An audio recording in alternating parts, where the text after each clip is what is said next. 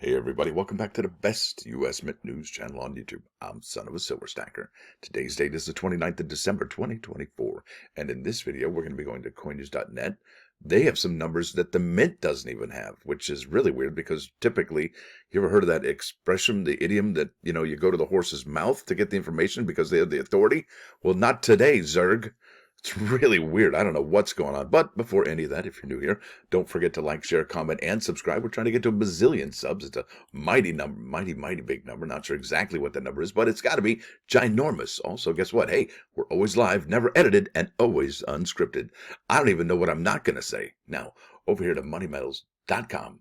Looks like gold ended the week at 2633.80, silver at 29.60, platinum at 941.25, and palladium at 950.80. Almost that exact parity there. It's incredible. So copper, 413, might have been redundant. Anyway, copper, Dr. Copper, I'm sorry, sir, ended the week at 413. Over here, you're looking at an in-stock American Silver Eagle, whose premium is $6.49 for quantity 1 through 39. You'll pay $36.09. And the sell to them price, right, they're going to buy that back for $30.80 each. Now over here, yep, it's been a minute since I did the bullion sales, and yeah, no new tale to tell. After all this time, no sales for December whatsoever. And as you can see, I still have the numbers highlighted here for November. So we had about, 6 months at 1.7 million and about 3 months at 2.5 million. So it looks like the Mint has cap sales for those American Silver Eagles this year. And are these numbers even accurate?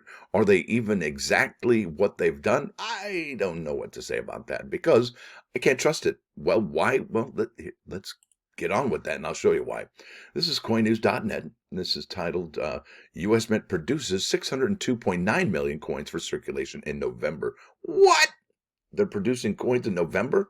Here we are on December 29th, and we only just today get these numbers, or, well, yesterday, or maybe even the day before. But typically, we would get November numbers in the first week of December. It says so right over here, I think. Circulating coin production, cumulative figures are updated monthly. Well, golly. Yeah. Okay, cool. All right, let's keep on keeping on. I'm telling you, the Mint's website is so janky, I can't even keep up, and it's unreliable. It really is. I'll show you here that more evidence in a second. Because if you look under the America the Beautiful quarters for the American Women quarters, yeah, right? Okay, here we go. Coin production slowed in November, breaking a streak of 4 consecutive months of increased output, according to U.S. Mint figures shared this week with Coin. That's it. They got the inside track because they don't even. Why do they even bother updating the numbers on the Mint's website? They could just give these guys the number and they can report it back to us like I'm reporting to you, right? So it all makes sense. It all works out in the end. And I did get a good night's sleep last night. I'm fine, thanks. All right, here we go. Total production remained below 1 billion coins for the 15th straight month, following an earlier run of 8 months exceeding that mark. And do you see what I've already highlighted? Did you read that already? That's a gut punch. In November, the Mint produced 602.9 million coins for circulation, comprising cents, nickels, dimes, quarters, and half dollars. I feel like I'm on an episode of Happy Days. Nickels, dimes, quarters. All right, notably, nickel production resumed after a 4-month hiatus or pause, whatever you want to call it. The monthly total marked 27.1% drop from October, and a 0.3% decline compared to November of 2023. This is incredible, folks. It gets worse. It's really incredible. Here's how the month compares to others in the past. Yeah, it's the 5th rank out of 13, right? 602 million. And did the Mint update their website? No. But at least these folks got that number, and that's thank you very much. The Mint's primary mission is to manufacture coins in response to public demand and to the Federal Reserve ordering coins, right? That's important. It produces, sells, and delivers circulating coins to Federal Reserve banks and their coin terminals, enabling these entities to meet the needs of commercial banks and other financial institutions. And folks, this year, the United States Mint, well, let me just read this and I'll get to my point. Despite costing the Mint 3 cents to produce and distribute each 1-cent coin, the Federal Reserve consistently orders more pennies, right? Pennies, not cents, right? Either one, than any other denomination. In November, the Mint struck 324 million Lincoln cents, pennies, whatever, right? Accounting for 53.7% of all circulating quality coins produced for the month. This figure represents, however, a 38.6% drop from October's total of 528 million cents, and that's the highest monthly output since May of 2023. So the tremendous drop. Quarter production remained steady at 150 million for the 3rd consecutive month, while the dime produced Dime production fell by 30% from October, following 3 months of no dimes being minted. So here we are. It talks about the Lincoln cent being 3 cents, but also, you have to remember that the Jefferson nickel also is like double or triple its face value, right? So the mint is losing money hand over fist when it produces those particular coins. That's just the way it is. And I don't think the Federal Reserve Bank is going to be ordering a whole lot of coins from the United States Mint, other than, the American Women Quarters, which it needs to, I think, to fulfill some kind of status quo or something or other.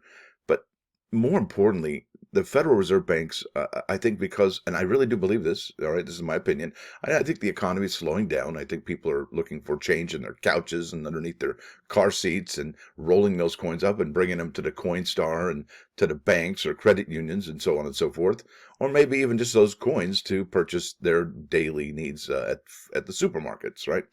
And because of that, the banks that are in your neighborhood are probably filling up with coins in ways that we haven't seen since 2007 or 8.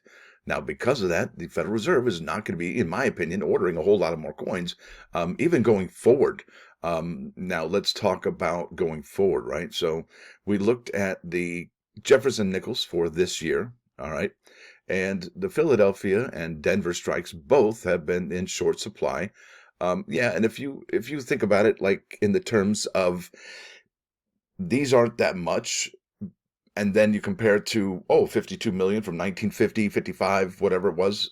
Yeah, it's okay. Here's what I'm trying to say.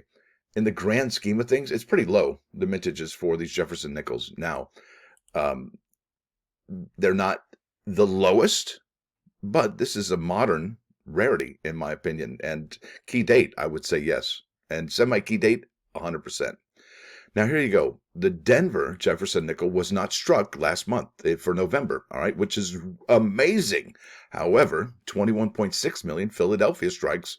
Well, yeah, and that dilutes the already, well, the amount of Jefferson nickels out there, which is kind of sad. But that's the way it goes. Now, the United States Mint actually doesn't produce any more of those Jefferson nickels from Denver. Yay, that would be amazing. But if they do, party's over, right? So is the party over for the Jefferson nickel from Philadelphia? I would say it's not necessarily over, but people are leaving the party, if you know what I'm saying.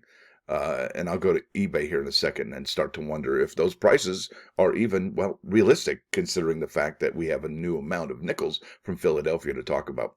It says here in November, the Denver Mint produced 259.9 million coins, with the Philadelphia Mint struck 343 million coins, resulting in the combined total of 602.9 million coins for the month. Obviously, Denver isn't doing as many as Philadelphia. Philadelphia is the hub, the headquarters of the United States Mint's production facilities right there. All right, here we go. So far in 2024, the Denver Mint has produced 2.5 billion coins, right? 2,500 millions. And the Philadelphia Mint has manufactured 2,600 millions, all right, for a combined total of 5 billion coins. This represents the slowest 11-month start since Coin News began tracking monthly sales figures in 2011, folks. This is a big deal. Even if the Mint, produced those Philadelphia Jefferson strikes, this is a big deal. The Mint is slowing down. And going forward, I think we're going to see not only the Jefferson nickels in low mintage, I think we're going to see dimes and Lincoln cents. That's right. Isn't that going to be something? And what does that say for the American Women Quarters? Because there's some interesting information about that as well, especially the Zitkala Shah quarters. Now, if the current production pace continues through December, the annual mintage for 2024 is projected to reach approximately 5.7 billion coins.